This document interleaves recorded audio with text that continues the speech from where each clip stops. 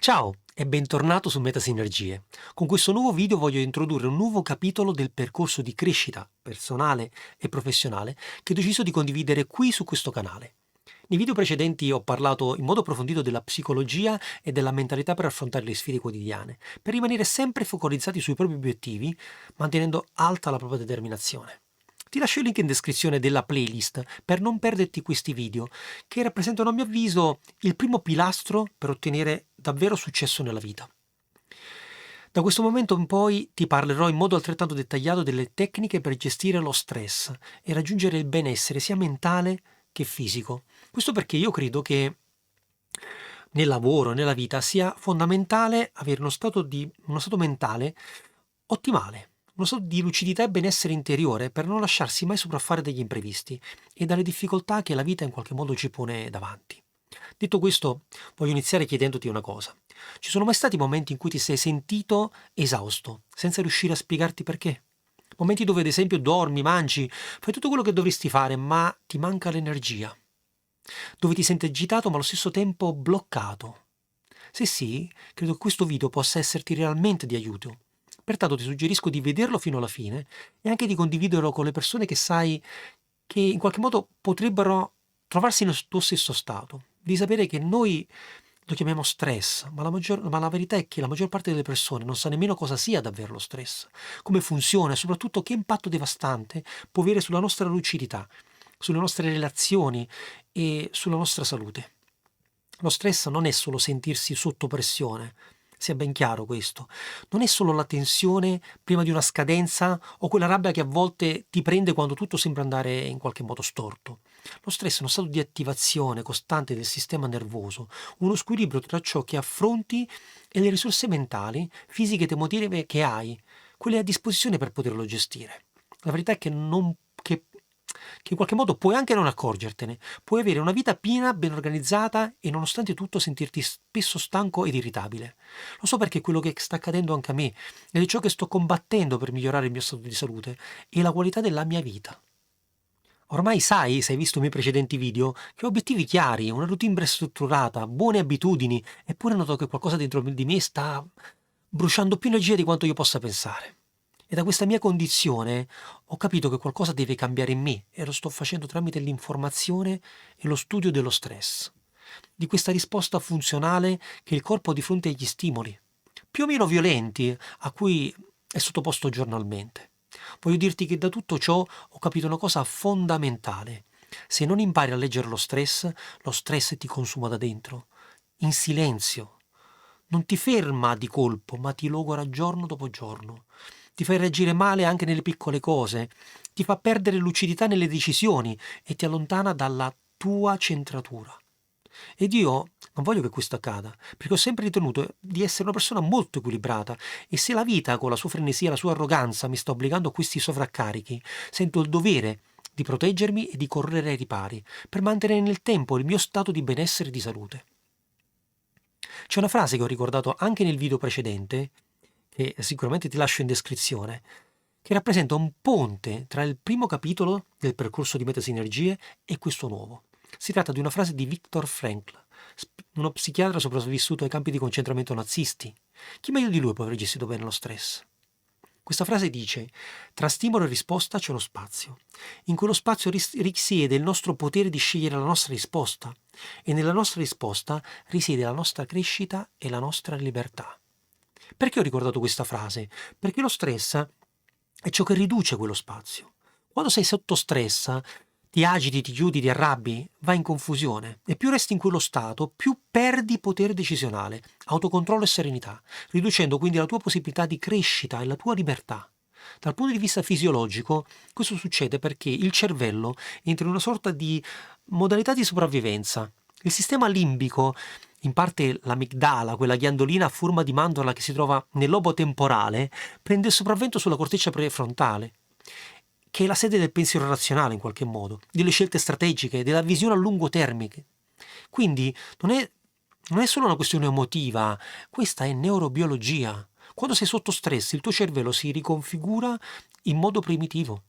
L'amigdala entra in modalità reattiva e nel farlo dirotta letteralmente il comando delle aree razionali della mente. Nel libro Intelligenza emotiva, che ormai ho quasi finito di leggere, Daniel Goleman spiega questo fenomeno con il termine di sequestro dell'amigdala. È come se, in qualche modo, in presenza di uno stimolo percepito come una minaccia, anche se magari si tratta solo di un'email scomoda, una critica inaspettata o una decisione difficile da prendere, il cervello emotivo è come se prendesse il controllo e ci spingesse ad agire senza passare per il pensiero logico. Questo è in qualche modo un meccanismo evolutivo. Serve per la sopravvivenza. Davanti a un pericolo reale, l'istinto ha sempre la priorità sulla riflessione. Ma nella vita moderna, dove i pericoli non sono più le tigri nella giungla, no? Ma i conflitti relazionali, la pressione lavorativa o l'ansia da prestazione, in qualche modo questo meccanismo può diventare un boomerang.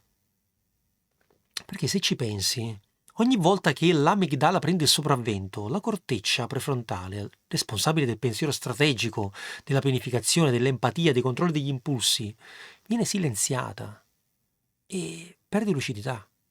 Reagisci in qualche modo d'impulso, ti blocchi, oppure ti lasci travolgere da emozioni che nemmeno riesci a spiegare. Goleman scrive che la differenza tra chi sa gestire le emozioni e chi ne è vittima non sta nella forza di volontà, ma nella capacità di mantenere attiva la comunicazione tra la mente, quella razionale, e quella emotiva. E questa è una consapevolezza potentissima, perché ti fa capire che non si tratta di essere deboli o fragili, come spesso si tende a far pensare. Si tratta di allenare il cervello, di imparare a leggere quei segnali prima che si trasformino in qualche modo in reazioni. E fidati, questo non è un concetto astratto, lo sto vivendo concretamente sulla mia pelle. In qualche modo, durante i miei momenti di forte pressione, cosa succede? Soprattutto durante il lavoro, no? Magari durante una ristrutturazione aziendale o nel pieno di una fase delicata di un'analisi di dati strategica, ho sperimentato quelle microesplosioni interiori dove è sempre fondamentale mantenere il controllo. Lì ho capito che il vero potere non sta nel controllare l'ambiente, ma nell'allenare la mente a non farsi sopraffare. E vuoi sapere come? Io lo faccio attraverso esercizi di consapevolezza, tecniche di respirazione e pause strategiche, ma soprattutto mettendoti nella condizione neurobiologica, quella giusta per pensare, scegliere ed agire con lucidità. Nel libro Goleman parla dell'importanza della consapevolezza emotiva, la capacità di riconoscere le emozioni nel momento stesso in cui si presentano. È un'abilità fondamentale perché evita il sequestro e aiuta a rimanere padroni di sé.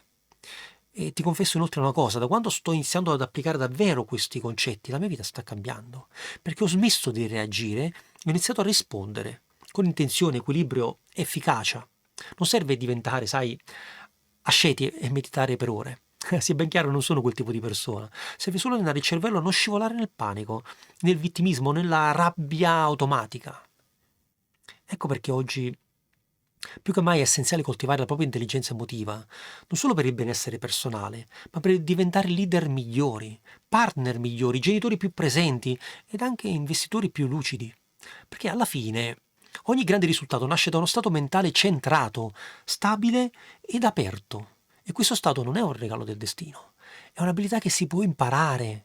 È per questo che io nei prossimi video ti mostrerò alcune tecniche pratiche che io stesso sto imparando ad applicare nella mia vita ogni giorno, dalla respirazione consapevole alla gestione dei picchi emotivi, dalla programmazione mentale ed anche alla rigenerazione attiva. Ma prima di arrivarci, ti voglio lasciare con una riflessione. Chiediti in che momento della giornata io perdo il mio centro. Quali sono i segnali che il mio corpo mi sta mandando ma che io in qualche modo sto ignorando? Solo partendo da lì puoi iniziare a costruire una vita più equilibrata, non più reattiva, ma consapevole. Bene, detto questo, se vuoi continuare questo percorso con me, iscriviti al canale, attiva la campanella e dai un'occhiata soprattutto ai video precedenti che io reputo importantissimi, perché sono la base del percorso di crescita che sto pianificando. Nel prossimo video entreremo nel concreto, con le tecniche pratiche per gestire lo stress della vita quotidiana, anche quando hai poco tempo, mille responsabilità e la testa in qualche modo piena di cose. Io ti ringrazio per essere arrivato fin qui e se questo video ti è stato utile, mi raccomando, condividilo con qualcuno che sta vivendo un periodo complicato. Lo aiuterai. A volte anche solo capire cosa ti sta succedendo dentro può fare tutta la differenza del mondo.